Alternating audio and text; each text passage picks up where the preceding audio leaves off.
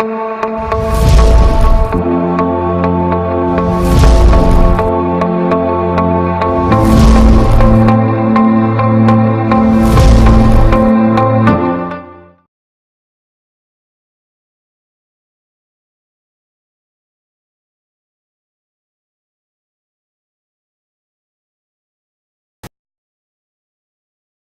this question हमें Einstein equation of photo electric effect use करनी है कि h nu is equal to h nu naught plus K E max. तो यहां हम इसे के ई मैक्स इसलिए कहते हैं क्योंकि ये इमिटेड इलेक्ट्रॉन्स की मैक्सिमम काइनेटिक एनर्जी है। कुछ इलेक्ट्रॉन इससे कम काइनेटिक एनर्जी से भी इमिट हो सकते हैं अगर आपस में कोलिजन हो गया एटम्स से आपस में। तो ये एक आइडियल सिचुएशन है law of conservation of energy को ओबे करते हुए। अब ये कह रहे हैं कि हैड स्टॉपिंग पोटेंशियल। तो स्टॉपिंग पोटेंशियल का मतलब क्या हो गया, जो है वो इलेक्ट्रॉन फोटो इलेक्ट्रिक इफेक्ट में रिलीज हुआ तो उसको स्टॉप कर सकते हैं अपन, जैसे पोटेंशियल अप्लाई करके। तो वो डेटा इसमें आपको दिया हुआ है और उसमें मैक्सिमम वाला आपको यूज करना है। तो ये जो है वो 22 वोल्ट है, तो उसको मैंने लिख लिया, इलेक्ट्रॉन है तो 22 इलेक्ट्रॉन वोल्ट।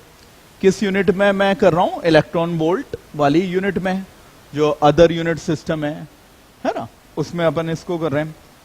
अब ये कह रहे हैं कि कैलकुलेट द वेवलेंथ, इधर से निकालनी है इंसिडेंट फोटॉन्स और इस मैक्सिमम काइनेटिक एनर्जी के कॉरस्पॉन्डेंट निकालनी है।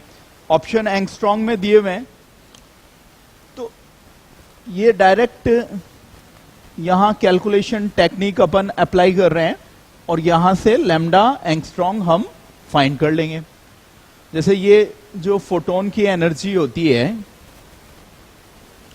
तो ये जनरली एसआई और एमकेएस में हम कांस्टेंट पुट करते हैं तो जूल में आ जाती है।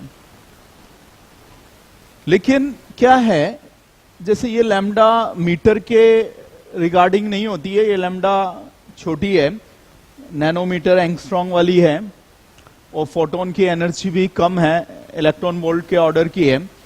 तो हम इसमें ये कैलकुलेशन टेक्निक्स अप्लाई कर लेते हैं कांस्टेंट पुट करके कि ये 1240 electron volt dash nanometre by lambda nanometre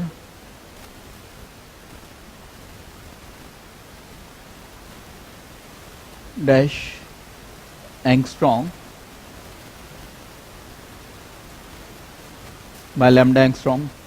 तो हमने ये वाला फॉर्मूला यहां अप्लाई कर लिया इन शॉर्ट और लैम्डा एंगस्ट्रॉन्ग में आ जाएगा। अदरवाइज पूरा आप लैम्डा पहले मीटर में निकालते हैं, इन सबको जूल में बदलते हैं, एससी का वैल्यू रखते हैं, तो वो एक कॉम्प्लिकेटेड टाइम कंज्यूमिंग हो जाता है और ऐसे ये डायरेक्ट फाइंड आउट हो जाएगा।